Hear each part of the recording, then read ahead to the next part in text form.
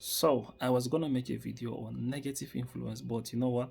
After seeing this video that I'm about to show you now, I feel I shouldn't just post my own because this has explained everything I have. Like I think it's even better than mine. All right, so enjoy it. So tell me, what's one thing you've done in your life that if you could go back in time, you would stop yourself from doing it? Let's have it. Let's have it. If I could remove one thing from my life, it would not be my marriage. It would be the voices I allowed into my head. How?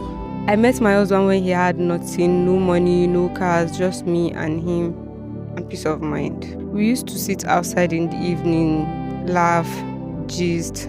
Back then, I used to say, as long as I have you, I'm okay. And I meant it. Or at least I thought I did.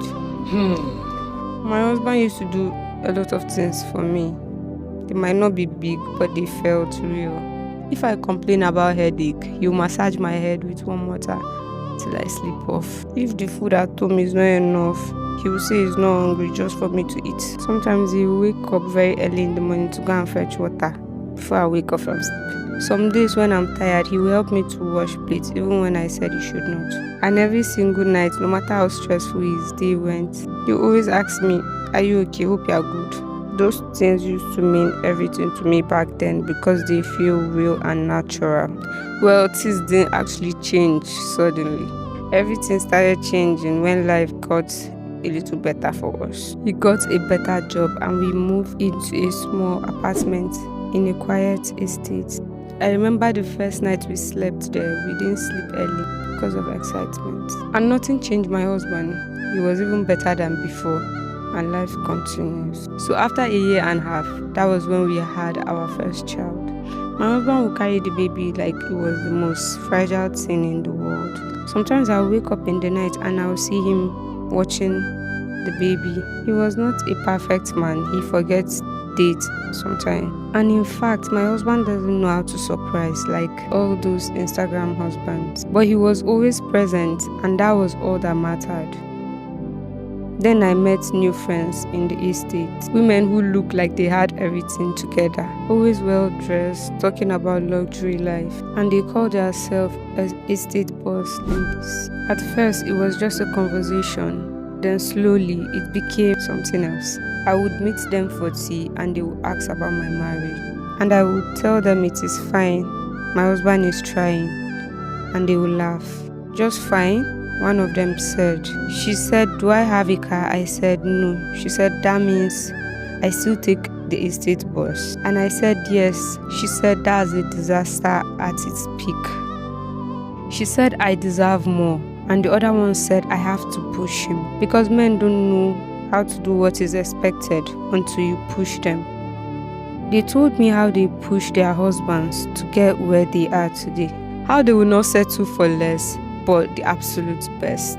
And slowly I started listening to those women. Then I started noticing things I don't used to notice. What? The way my husband repeated clothes and the way he calculated expenses before spending. The way he would say, "Let's manage this month." Before it was normal, but now it felt like suffering. Even the things I once loved about this man started irritating me. When he asked, "Are you okay?" it started sounding as if it was a noise. When he could not afford something expensive, I would start comparing him with the estate men. I stopped seeing his effort. I started seeing his limitation. He was still being the man I once prayed for, but I wanted things different now. I remember the first time I disrespected him publicly. We were at a small gathering when someone made a joke about men who could not buy expensive things. And I laughed and said, "Some people here need to be ashamed of themselves." Then I looked at him. People understood and laughed, but him, he did not laugh. That night, he did not talk. He just asked me one question. "Do you still respect me?" But I didn't answer him because in my mind, I feel justified. My friends told me about this reaction. They called it first stage.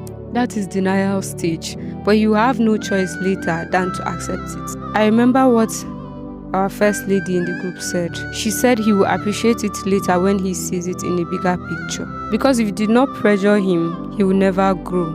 And when he doesn't, you'll be the one to suffer. Then I started pressuring him, complaining and comparing, and he changed slowly. He stopped gisting with me. Well, I was not bothered because according to the estate boss lady, she said that was the first stage and the second stage. Until one day when everything broke. That day, I don't know how everything got bad. I could have controlled everything, but I didn't. It started like every other argument. I kept talking about money and how he's not doing enough. But this time around, he didn't keep quiet. He looked at me tired and said, "When did you become like this?" And I felt attacked. And I said, "Like what?" He just shook his head and said, "We used to be okay." What changed? I laughed, but it wasn't even funny. You call this life okay? Always watching others live better, and you're here talking about okay. He went quiet for a moment and said, "Since when did our marriage become a competition?" That question annoyed me. I now said, "Since I've started seeing what real men do for their wives."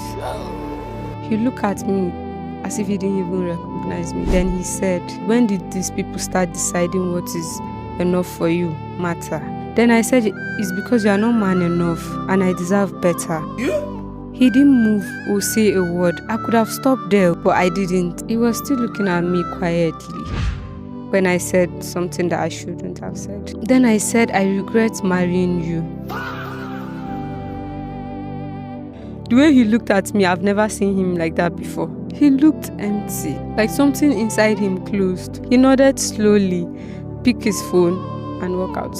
I didn't follow him and I didn't call him because I was still angry at him. I was still feeling as if I was right. I sat there convincing myself that he would come back as always. Night came, he didn't return. I called him, he didn't answer.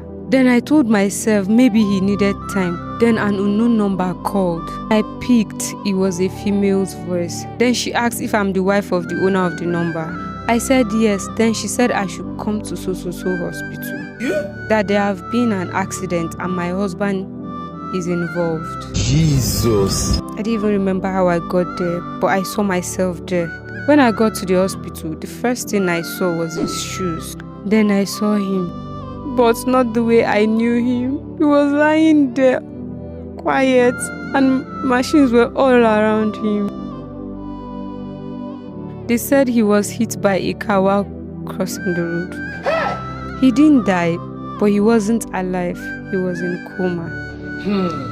I sat beside him every day, holding his hands, talking to him, crying, begging him that I didn't mean what I said, but no response. Days passed, weeks passed, and then one morning, then the doctor called me aside and said, "I'm sorry, ma. We did our best, but we couldn't save him." That was it, just like that. I stood there empty. Because the last full conversation I had with my husband was me destroying him with words. If I had protected my peace instead of chasing what is not mine, my husband would still be alive. Now let me tell you what I learned in my story that was too late for me. Carry on. People will sit with you, laugh with you, advise you, and still be the reason your home will break. That is how human beings are. Those same women, the ones that told me I deserve more. When everything scattered, when my husband was fighting for his life, everyone disappears. None of them came. It was just me and the weight of my own words. And when he finally didn't make it, I didn't just lose a husband. I lost the only person who truly stayed. And after everything, life didn't pause there. Reality came immediately. Bills, responsibility, and a child asking for a father I can never bring back. And that is it that made me feel like I wasn't enough. I was evicted when I couldn't pay rent anymore. And the same people who made me destroy what I had, none of those so-called boss ladies could do anything for me.